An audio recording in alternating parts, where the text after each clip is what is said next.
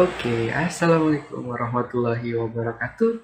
Kembali lagi dengan saya. Kali ini kita akan membahas soal yang sebelumnya sudah saya berikan melalui tryout. Nah, jadi pada kesempatan kali ini yuk kita bahas bareng-bareng nih soal-soal yang sudah diberikan. Nah, jadi pada kesempatan kali ini mungkin akan ada beberapa part ya. Jadi nanti kita lihat apa ada beberapa dua atau mungkin 4 part, tapi kita coba sebisa mungkin nggak terlalu panjang ya, karena soalnya ada 50, jadi akan terbagi jadi beberapa part. Oke, nggak usah lama-lama, langsung kita bahas soal yang pertama. Pancasila sebagai ideologi bangsa yang memuat nilai-nilai luhur dan mendalam yang menjadi pandangan hidup bangsa. Nah, adapun nilai yang terkandung dalam Pancasila itu ada 3, yaitu ideal, instrumental, dan praksis. Makna dari nilai instrumental itu apa? Ada yang tahu nggak? Jadi, saya jelasin. Nilai ideal, praksis, dan juga instrumental itu adalah nilai-nilai Pancasila. Kalau nilai ideal, itu nilai yang paling sering kalian dengar tuh. Mulai dari kalian SD sampai kalian STM atau SMA. Itu yang sering kalian dengar adalah sila pertama ketuhanan, sila kedua kemanusiaan, sila ketiga persatuan, sila keempat kemanusiaan, dan sila kelima adalah keadilan. Itu merupakan nilai ideal atau nilai dasar. Lalu kalau nilai instrumental, apa sih nilai instrumental? Artinya nilai-nilai Pancasila yang terkandung di dalam Undang-Undang Dasar. Jadi nilai sila pertama, 2, 3, 4, dan 5 ada di dalam pasal-pasal Undang-Undang Dasar. Nah, lalu kalau praksis, artinya apa? Kalau praksis berarti nilai-nilai itu diimplementasikan dalam kehidupan sehari-hari. Contoh, sila pertama beribadah, sila keempat tentang mengemukakan pendapat. Itu tadi adalah penjelasan singkat. Jadi, apa artinya nilai instrumental? Iya, berarti nilai instrumental adalah yang A, nilai yang terkandung dalam Undang-Undang Dasar Negara Republik Indonesia tahun 1945. Lalu berikut ini yang merupakan nilai dasar atau ideal Pancasila adalah yang mana? Apakah A, B, C, D, atau E? Tadi udah saya jelasin. Nilai ideal itu yang paling sering kalian dengar. Jadi jawabannya yang B, betul sekali. Lanjut nilai nomor 3. Soal nomor 3. Berikut ini yang merupakan kewenangan dari MPR. Kira-kira yang mana? Apakah memberikan gerasi, membuat undang-undang, membuat usul perubahan undang-undang dasar, mengangkat pejabat negara, atau memberikan putusan hukuman? Iya. Jawabannya adalah mengajukan usulan perubahan undang-undang dasar. Karena yang A itu tugasnya atau kewenangannya presiden, hak prerogatifnya tuh. Membuat undang-undang, betul, DPR. Mengangkat pejabat negara, betul, presiden. Dan memberikan putusan, hakim. Bagus sekali. Lanjut. Berikut ini yang disebut dengan penduduk. Apa itu penduduk? Ada yang tahu? Nah, betul sekali. Kata kunci dari penduduk ini cuma satu, bertempat tinggal di Indonesia. Jadi mau dia warga negara asing, mau warga negara Indonesia, selama dia bertempat tinggal di Indonesia, maka dia adalah penduduk. Sekarang pertanyaannya,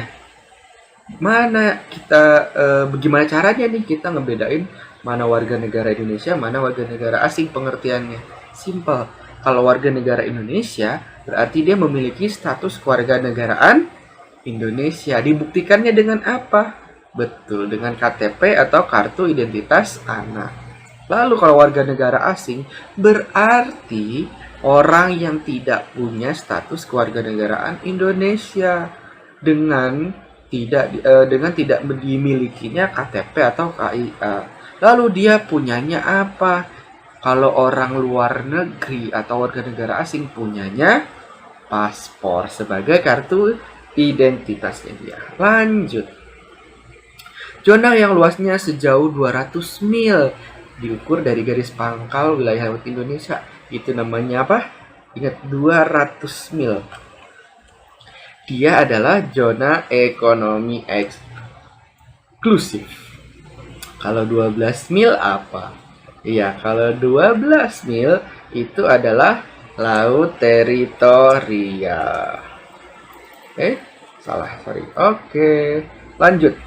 Berikut ini yang merupakan faktor internal pembentuk integrasi nasional. Kira-kira yang mana? Apakah A. Rasa senasib seperjuangan, B. Globalisasi, luasnya wilayah, pembangunan yang tidak merata, terjadinya peperangan? Betul. Yang A. Karena dengan adanya rasa senasib seperjuangan, karena sejarah yang sama, maka kita akan menjadi bersatu. Ini terjadi dengan kasus yang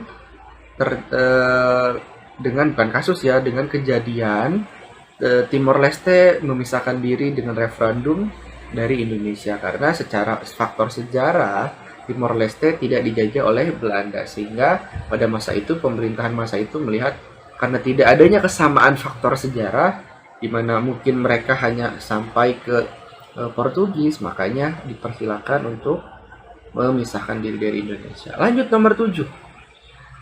Di masa pandemi COVID, ini banyak banget masyarakat yang isolasi mandiri. Makanya karena isolasi mandiri nggak bisa keluar, banyak dari mereka itu kesulitan dapetin makanan dan kebutuhan sehari-hari. Nah, kira-kira kalau ada tetangga kamu yang kayak gini, harusnya gimana? Apakah minta RT supaya mereka dibawa aja ke rumah sakit? Ataukah dijauhin karena takut kita terpapar, lalu kita minta-minta di jalanan supaya mereka dapat bantuan, bergotong royong kasih kebutuhan, ataukah memberikan tanda nih ini orang lagi isoman nih, ini tandanya nih. Nah, kira-kira yang mana? Betul. Kalau ada tetangga kita yang sedang isoman, sudah sepatutnya selayaknya kita sebagai umat manusia membantu dia untuk memberikan kebutuhan pokok. Lanjut nomor 8. Memperkuat posisi Indonesia di kancah politik internasional. Berarti strategi menghadapi ancaman di bidang apa? Ya jelas di sini udah ada kata politik internasional, berarti di bidang politik. Lanjut nomor 9. Integrasi nasional merupakan proses penyatuan bagian yang berbeda-beda dari satu masyarakat menjadi satu keseluruhan yang utuh, atau memadukan atau menyatukan masyarakat kecil yang jumlahnya banyak menjadi kesatuan bangsa. Nah, ada syarat-syaratnya nih. Kira-kira apa sih syarat keberhasilan integrasi di Indonesia? Ada yang tahu? Ada 3 syarat keberhasilan integrasi. Yang pertama, yaitu masyarakat itu saling merasa membutuhkan. Nah, yang kedua, adanya norma dan nilai sosial yang dijadikan pedoman.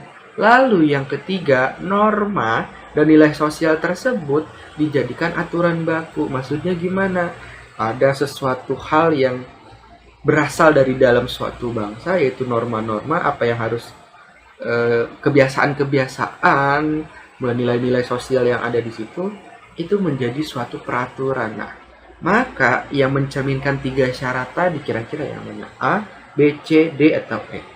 Betul, yang A. Adanya kesepakatan mengenai Pancasila dijadikan dasar negara. Karena tadi adanya syarat keberhasilan itu yang kedua, yaitu adanya nilai norma dan juga nilai-nilai sosial yang dijadikan pedoman. Ya, pedoman di Indonesia apa? Semuanya ya Pancasila. Betul. Lanjut nomor 10.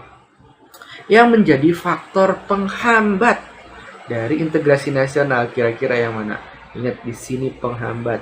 Artinya yang tidak bikin adanya kesatuan. Semboyan Bhinneka Tunggal Ika bisa menjadi seseorang bersatu. Nasib seperjuangan bisa seseorang bersatu. Nasionalisme tentu bersatu, padu. Contoh di sepak bola dan segala macam, di olahraga ya. Keinginan untuk bersatu pasti. Atau yang adanya tekad yang kuat bahwa Indonesia adalah bangsa yang hebat. Kira-kira yang mana? Betul. Jawabannya adalah yang E. Karena keperasaan itu berarti termasuk ke dalam etnosentris, merasa lebih hebat dari bangsa lain. Nah, Di sini dulu untuk part yang pertama. Nanti kita lanjut ke part yang kedua untuk nomor selanjutnya. Terima kasih banyak. Sampai ketemu di part yang berikutnya. Assalamualaikum warahmatullahi wabarakatuh.